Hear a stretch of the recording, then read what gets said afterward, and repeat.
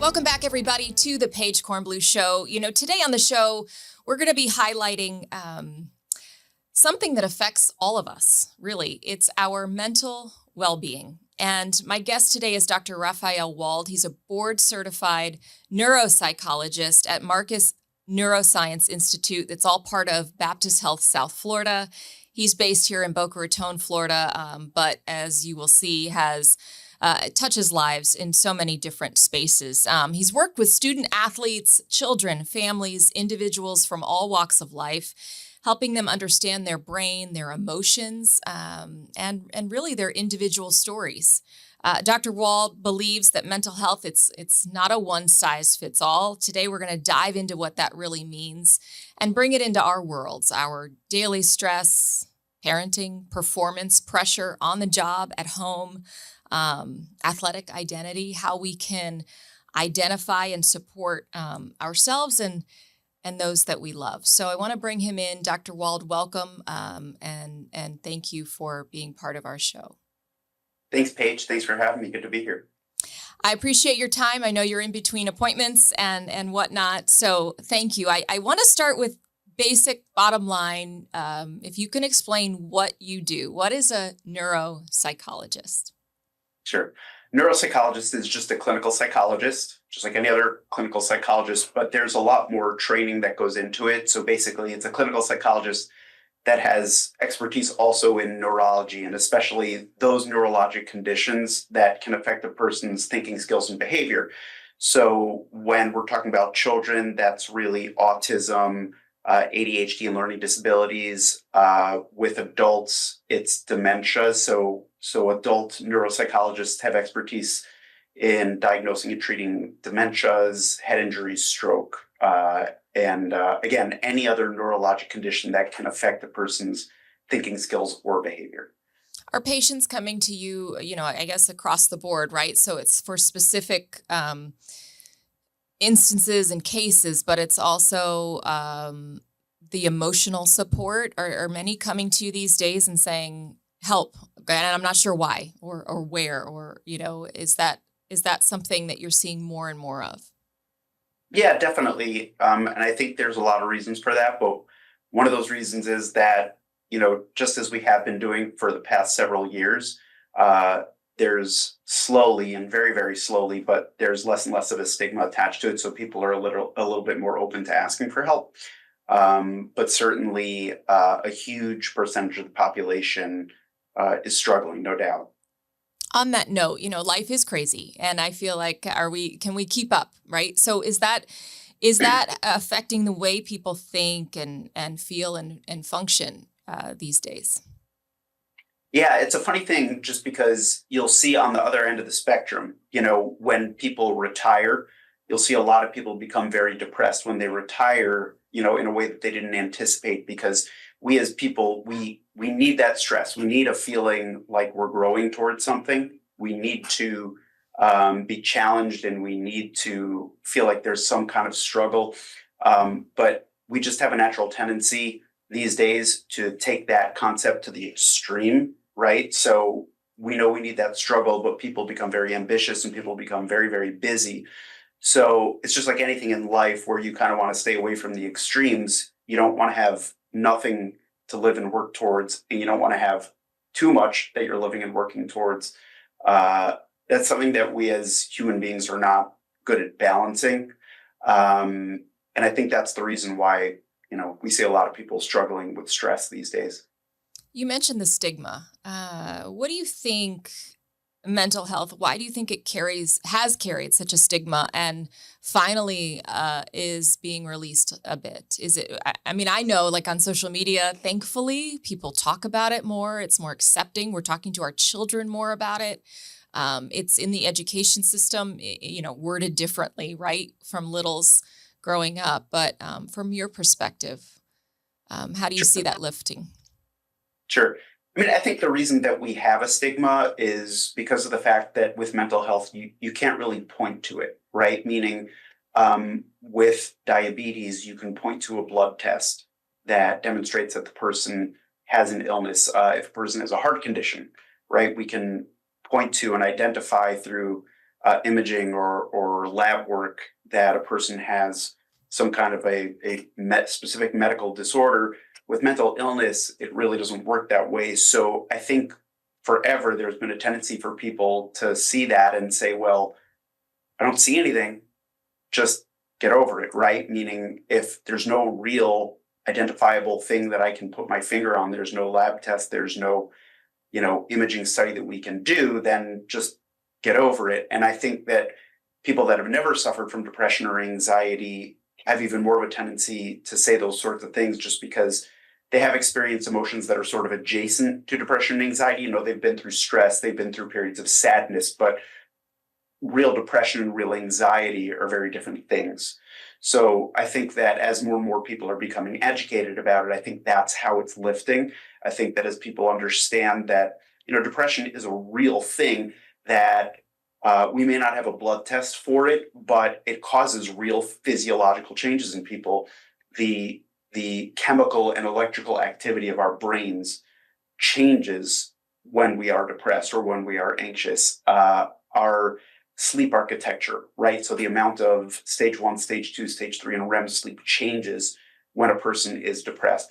So I think more and more as people are seeing that there are these real differences, they're able to sympathize a little bit, empathize a little bit. And over time, that's getting better and better. And we're seeing more and more of that stigma lifted. But I think there's certainly a long way to go. What do you, I guess before we get into some specifics, what do you hope, what do you like to pass along to folks when they hear what you do when it comes to mental health and these big words? I guess, how do you break it down in terms of what you wish people knew and what resources are there?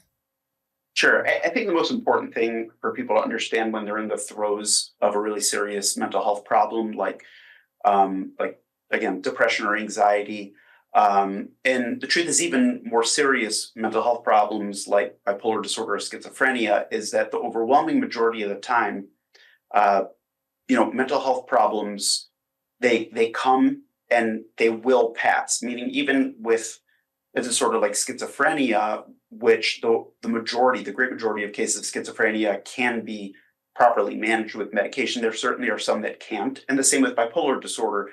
The overwhelming majority of people with bipolar disorder can be effectively treated with medication and therapy.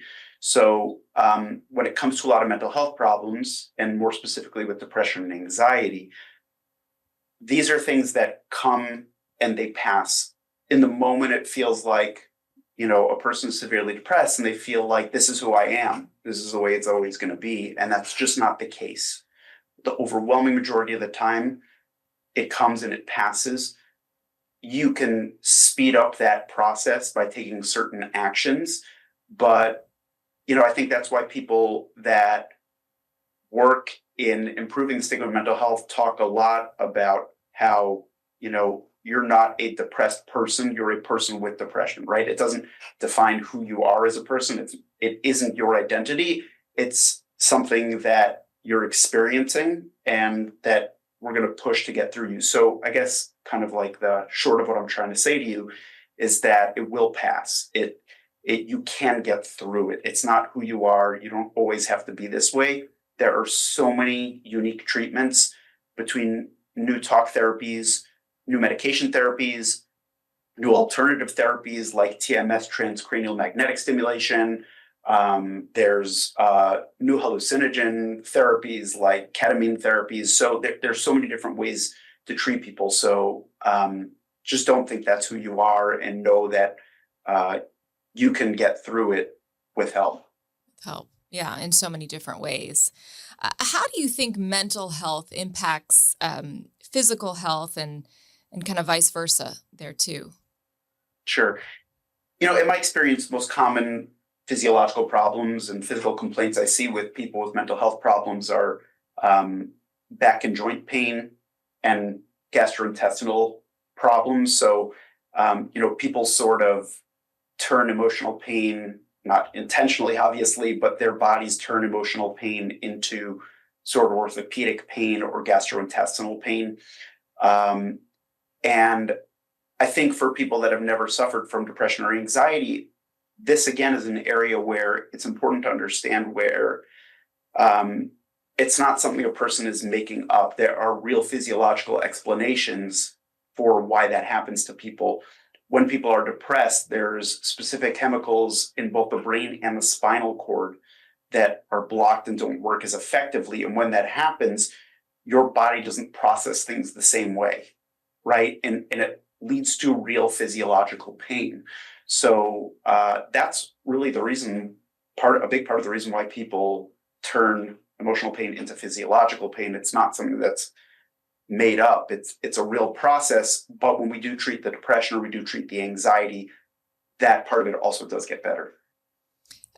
In terms of early intervention, I imagine in your camp that's huge. And what's your advice there in terms? A lot of times people are like, I don't know where to turn, right? Or I don't have the financial support or whatnot. In terms of early intervention, what's your advice there? Yeah, so if I could take it even a step further than that, I would talk a little bit about prevention. Mm-hmm. People that have heard me talk before are going to roll their eyes, and that's okay, because I'm going to keep saying it because it's so important. You need to walk. Walking is the single most important tool that we have. And if for whatever reason, because of pain or some other reason, you can't walk, you just need to find a way to elevate your heart rate a little bit for 20 to 30 minutes, at least 5 days a week. So if you can't walk because of pain or some other reason, get in the pool. If you can't get in the pool, then do chair yoga. You just have to move your body. The research has been consistent in showing that some kind of elevated cardiovascular exercise, it doesn't have to be vigorous. It can just be kind of mild to moderate cardiovascular exercise, is one of the most effective tools that we have in improving mental health. So in terms of prevention and in terms of early treatment, that's one of the biggest things that I'd say is move your body, stay social. If you can't afford to see a doctor as much as you could, first of all, there are resources for people that can't afford to in pretty much every county in South Florida. But nonetheless, if for whatever reason you don't have the ability to make it out and meet with a healthcare provider as much as you would like to, please keep people around you, socializing. Misery really does love company. That's really important. And the truth is, with a lot of these medications that we have that treat anxiety and depression, to some extent, a lot of them, their strong suit is prevention rather than treatment, meaning they do treat depression and anxiety as well. But what they're really good at is, once a person is steady, kind of creating a safety net where if things get bad for a person, they won't get really, really bad, because they can kind of catch you and keep things sort of a little bit less intense. I love that, the prevention aspect and some simple steps, no pun intended, to take throughout all of our lives. And no matter the age or the stage, start now, right? Start today. Exactly. That's right. Yeah. So in terms of everyday life and your practical, realistic daily strategies, are there ones? I mean, you talked about walking, you talked about being social. Are there any others that, like I said, the age, the stage, from encouraging our youth, through seniors in our worlds that we see, that you say, is that your list? The walk, the stay social. Are there any others that are really important in the mental health field that you all encourage? Yeah, I mean, to a large extent, I think that some of what I'm going to say is going to be pretty obvious. I mean, I think the more that you surround yourself with negativity, the more negative you're going to feel. If you go onto your social media feed and you're seeing a lot of negative political stuff coming at you, don't expect to run through your feed and to feel better after you close it, right? If you're put into a negative state of mind by some kind of an external factor, like a social media account, then expect that that's going to make your mood worse. And if you find that it is making your mood worse, it's probably time to take a break from social media, or to really relook your feed and change it. and look at it in a more positive way, rather than kind of negative politics. That's a super common one that I see, is that people sort of get really caught up in the politics, which are polarizing these days, obviously, and it can cause serious issues, and it can cause people to start to slide down a hill. Same idea with the people that you surround yourself with. You want to try to be with people, life is short. So surround yourself with people that kind of lift you up rather than tear you down. And, in addition to all the other stuff that I've said, like the daily stuff, like socializing and exercising, diet's important. Really, there's no surprises here. The more processed food is, the more likely it is to not help you in any way with your mental health. You want foods that look as similar to the way that they were when they were taken from the earth. And if it's meat or chicken, simply ground beef is way less helpful for our mental health than steak is, right? Because it's very, very different than it's much more processed from the way that it was when it was taken from the form that it was on the earth. Same thing with, potato chips or anything else you're going to eat. How different is it from the way that it looked when it was taken from the earth? The closer it does look to that, the more it's going to support your mental health. I was just listening to an interview you mentioned about surrounding yourself and your world with positive things. Kenny Chesney was talking about how in COVID, he digitized so many photos, but yet he mentioned he doesn't have many in his home. He's like, I keep only positive people and only, I keep a lot of photos out. You never know when that negative energy is going to be in your home. And I said, that's so interesting. I never thought about that. Keep those good people, highlighted in your life and surrounding you. So, yeah, I love that list. And those are some obvious things, but I think things we need to hear every day. So thank you for those. In terms of friends and family, supporting those who might be struggling, what do you say to that? And what's your advice there? Yeah, if you're a person that's helping a person through a mental health issue, or even to take it to a different level, if you're a person who's caring for someone who has a physical disability, for example, just know that takes a toll on you. A lot of times people think that it doesn't. So again, more cliches, but self-care is crucial. It's that old kind of adage where if you're on an airplane and the bag is dropped from the ceiling, you got to put it on yourself before you put it on your child. If you are unconscious because of changes in cabin pressure, then you can't put the mask on your child at that point. So now you're both having issues. So it's the same thing with caring for another person with mental health problems or with a physical disability. The self-care is crucial, because if you have problems, then the person that you're caring for and the person that you're trying to bring along is also going to have problems. So cliche, and I apologize for that, but self-care is really king. I don't think we can hear it enough. So I think we'll take all those cliches. They're very helpful. When we come back, we're going to take a quick break. But when we come back, Dr. Wald, I want to hear a little bit about, you were 11 years as a team psychologist specifically for Florida Atlantic University in the athletic department there. You're still tied into the university. And I want to hear a little bit more about that and what you can provide and offer support-wise, and your thoughts on the athletic space these days. So stick with us, and we'll be right back. Welcome back, everyone, to the Paige Kornblue Show. Joining me today is board-certified neuropsychologist from the Marcus Neuroscience Institute at Baptist Health, South Florida, Dr. Raphael Wald.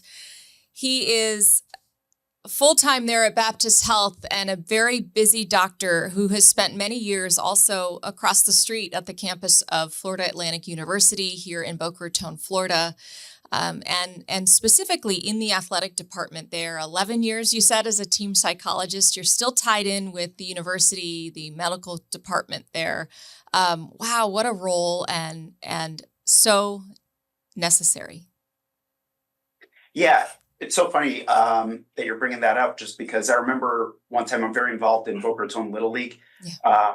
And it's funny, one of the parents a couple of years ago said to me, why do those kids need a psychologist? They've got it made. Life is so good for them. And I'm like, you have no idea what you're talking about. I'm sorry. So it's look, you imagine you're waking up, you wake up at 5:30 and you get to the pool at 6. You put on your bathing suit and you just literally grind in the pool, swimming back and forth for 2.5 hours straight. You get out, you have enough time to shower and have something to eat before you have class. And then you're in class, and then you go straight from class to your lift, right? You have to lift for however long your session is. Then you maybe have some time to do homework, and then you have a team meeting, and then you're eating dinner and basically going to sleep so you can wake up again at 5:30 in the morning. And that's your life 6 days a week. So being a student athlete is extremely stressful, in addition to the fact that, in most sports, these athletes are in pain. I know it's funny to hear that college students are feeling physical pain, but they really, really do. They just ask so much of their bodies and their minds at the same time. So the combination of all that is really a massive stress. And certainly in athletes everywhere, we see a lot of issues with mental health. So they do require a lot of support. And thank goodness universities are catching on and have those team psychologists and, bringing in, I know, even the mindfulness techniques and yoga and so many different support systems within that, right? To kind of lift them up in mind and body and spirit all around. And I think that's so important. And over the last, 5-10 years, I feel like we've really increased those support systems within the staff, right? Within the universities and schools and education systems, even elementary schools throughout our communities, I think, are bringing in those support systems, and it's critical. Definitely, absolutely, 100%. And you brought up mindfulness, which I think is a good thing. The way that I like to explain mindfulness, the way that I kind of look at it is, all you have to do is to focus on one thing to the exclusion of everything else going on in the world. And that has to be sort of an intentional process, right? So you're saying to yourself, I'm intending right now to focus 100% of my energy on my child and playing with them. I'm taking my phone and turning it upside down and silent, and I'm just going to play with my son or daughter. Or I'm just going to focus on this work that I'm getting done, which is both more important and more challenging than it ever has been. There are nonstop distractions. I think that cell phones are wonderful. I kind of say a lot of times, I wish we had stopped the development with our cell phones. Once we had the ability to get text messages, I thought that would have been like the perfect place to stop, because now mindfulness becomes near impossible a lot of times, just because there are so many different ways. I mean, think about all the different ways that a person can get in touch with you just through your cell phone. I mean, there's text, there's WhatsApp, there's various messaging apps. They can actually call you as they used to do in the old days. So mindfulness is near impossible these days, but it's something that's more important than it ever has been because of all those difficulties we have with it. So let's break a little of those down. To go back to the student athlete, what's your message to those out there who perhaps don't have the opportunity to cross your path? What's your message to them? If you're feeling overwhelmed, I think the most important thing I would try to remember, and I think this is in terms of mindfulness, is that you can really only do one thing at a time, right? So you may be managing 5 or 6 different things at once, right? You're texting your friend, you're writing your paper, you're scheduling your dentist appointment, so it may feel like you may actually be juggling 5 different tasks, but in any one given moment, you can really only be doing one thing, right? So I think the goal is, whatever thing you're doing in that exact moment, try to be with it. If you can save the scheduling of the dentist and all the other tasks that you have going on for later, that would be ideal. Because you can only do one thing at a time, Some people find that comforting to know that, look, I can do one thing at a time. I'm going to choose the most important one, and I'm going to do that now. And the other stuff I'll do later, next, whenever I'm completely done with this thing. So I think that's really key. Focus your energy on one thing at a time. Try to stay grounded, and know that sometimes taking a break from things will make you more productive in the long run, right? If you're really stressed, your concentration goes out the window. Just generally your ability to think in a lot of different ways, including using your executive functioning abilities, goes out the window. So sometimes taking a break and stopping for 20 minutes and going for a walk, which is so crucial, can help you be more productive and help you get things done faster. That's really kind of the most important things that I would keep in mind. And for the fans to just lay off, right? You watch all the sports these days, and they're so harsh on everybody. I guess it looks so easy, right? When we're sitting back and watching, Yeah, ease up I on mean, these guys. one thing I can tell you from being behind the scenes, both in college and pro sports, when athletes screw up, nobody is more aware of it than they are. You don't have to remind them. You don't have to yell at them. You don't have to, you don't even have to like throw your empty beer can at the TV. they No. they are more aware than anybody of the fact that they messed up, and trust me, they are more unhappy about it than you are. So take it easy. They're trying their best. Yeah. Okay, so you mentioned, in terms of youth and parents, right? You talked about the cell phones, and I love the advice to put it down, to pause, and I try and do that with my three at home at times. But it's like you're also planning their school day on your phone, and everything comes through that device now, and so I guess some guidance for those of us to remember. For the overwhelm of all the things and all the electronics and all the things coming at us, to zone in. Yeah, I mean, I think little things that are really important.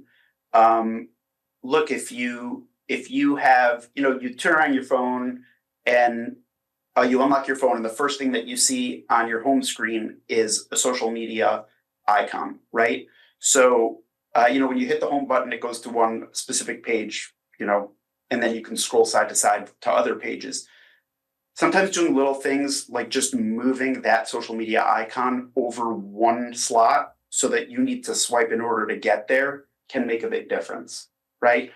Also, kind of getting rid of some of the ones that you don't necessarily need. Do you really need 4 different social media feeds? Do you really need multiple accounts within that feed? So, it's just kind of trying to reduce, trying to do less, and try to make an intentional decision when you're doing something. Is this something I want to do with 100% of my energy? Am I going out to, have lunch with a friend that I haven't seen in a long time? Because if I spend the entire lunch texting with someone else while I'm at lunch with that person, it's like I never went out to lunch with them in the first place. So, look, I might as well turn the phone upside down, put it on silent, and, like really spend the time with my friend. Um, you coach Little League for your kiddos. What have you learned out there on the fields? What what are some things you could share with us that are important reminders? Um, I think that the parents certainly, unfortunately, take it a lot more seriously most of the time than the kids do. Um, I think that if you're a sports parent, I think one of the most important things that I would keep in mind, um, and I'm sure everybody's children are amazing athletes and all of that. I'm sure they're all incredible. But, if you think about the fact that if your child is, and I forget what the current statistics are, so I'm a little bit fudging this, but, with baseball, for example, yeah, my kids play in Little League, in Boca Raton Little League. The chances of my children, and they're good baseball players. The chances of them being good enough to play high school baseball are, maybe 1 in 5 or 1 in 10. The chances of them, if they play high school baseball, being good enough to play in college is about 1 in 50. even like at a junior college or Division III college. And then if they do that, their chances of getting drafted are probably 1 in 1,000. And then if they get drafted, their chances of ever playing in the big leagues are about 5%. About 5% of players that get drafted will ever play in the big leagues. So, the fact of the matter is that it's your kid's not going to play in the big leagues almost 99.999% of the time. So just enjoy the ride. Like that's the point of it. Just enjoy it. Enjoy the time with your kid. Don't put pressure on them. After the game's over, tell them you love them and you're proud of them. And, if you want them to fix something with their game, then do it with them. Don't tell them, do it with them and, fix it and do it in a calm way. That's really what I'd have to say about youth sports is the most important thing. Just remember your kid is, almost certainly, unfortunately, I hate to break many people's hearts, your kid is almost certainly not going to play major league anything. So just enjoy the ride. Yeah, exactly. And what they're learning from being on that team is the most valuable, right? When you're not even there, it's what they're learning through being on that team in that league. That's what the experts say, right? Including you, of the value and the importance of all of that. Yeah, absolutely. So how do you get your child through disappointment? When we're talking about the mental health space, and that's sometimes the hardest thing as a parent is helping your kid get through these tough times, and you're worried about them as they develop and in their those little brains or bigger brains, teenage brains. Help us through that one. Well, with younger kids, the key is ice cream. That's one of the most important things. Bingo. Look, really, I think that with younger kids, for anybody who has kids, that kids have really short memories for things. When adults fight with each other, it can drag on for years. When siblings or friends get in fights, they've forgotten about it within the hour, right? And they're best friends again, or they're playing again, or whatever it is. So I think that younger kids, if it's been a disappointing day or a difficult day, just get them away from it and let them forget about it. And they will forget about it a lot faster than you will. Let them do something fun. Let them have a positive experience doing something. With older kids and with high school kids, I think really the important thing is understanding where that kid is athletically. There are kids that are pushing to get spots on college teams, and the approach to helping someone in that position is very different from someone who, enjoys the sport, has no interest in playing beyond high school. So when you're dealing with high school kids, they're like almost real adults. So it's a little bit more complicated. And you really need to know the kid that you're dealing with. You need to know your child in order to know how to help them. Yeah. We're going to take one more quick break, Dr. Wald. And when we come back, I want to jump inside to the Marcus Neuroscience Institute and just a little behind the scenes. You guys are working wonders there, and just want to get your take on some of that and a few more takeaways from you before we let you go. So we'll be right back. Welcome back, everyone, to the Paige Kornblue Show. My guest today is Dr. Raphael Wald, board-certified neuropsychologist at Marcus Neuroscience Institute at Baptist Health, South Florida.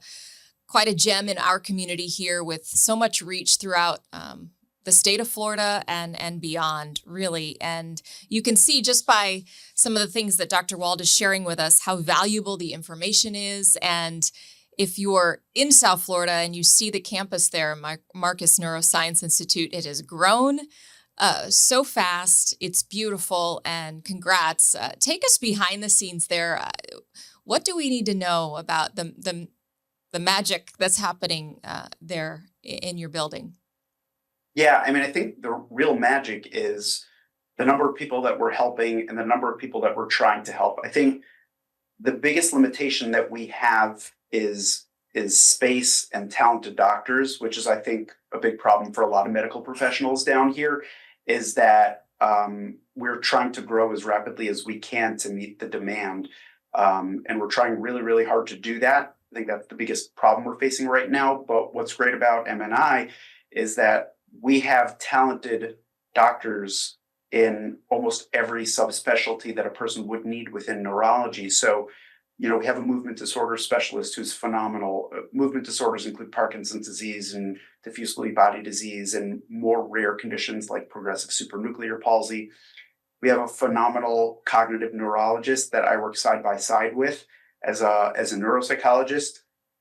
And he and I together, we diagnose and treat dementias, Alzheimer's disease, vascular dementia, Parkinson's disease dementia, basically any and all forms of dementia. A lot of people don't realize there are many, many things that can cause dementia, not just Alzheimer's disease. We have a fantastic neuromuscular specialist. We've got really great fellowship trained doctors here.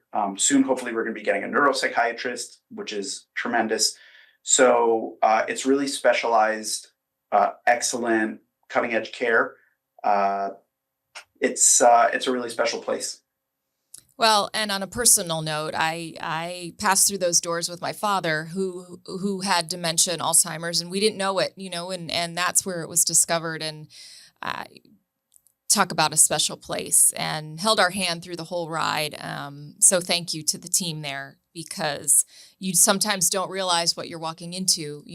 One fall leads to something, and so it means a lot to those of us in the community, and it will be one day for others who aren't aware yet. And just to know you all are there is very valuable. So thank you for that. That's just my personal 2 cents. Thank you. Yeah. Looking ahead, and I just want to know, in terms of what gives you hope for mental health care and mental health, the subject and the topic, looking ahead. I feel like we're on the right path, but from your perspective there. There are a number of things that give me hope. Obviously, the things that I think give everybody hope are the reduction of stigma and new talk therapies and drug therapies that are coming out. To be honest with you, one of the things, maybe surprising, that gives me a lot of hope, which I think somehow still flies under the radar, is psychedelic therapy. Ketamine therapy is something that is more and more accepted now. It is legal in the state of Florida, and there are ketamine providers. Ketamine has been shown to improve mental health.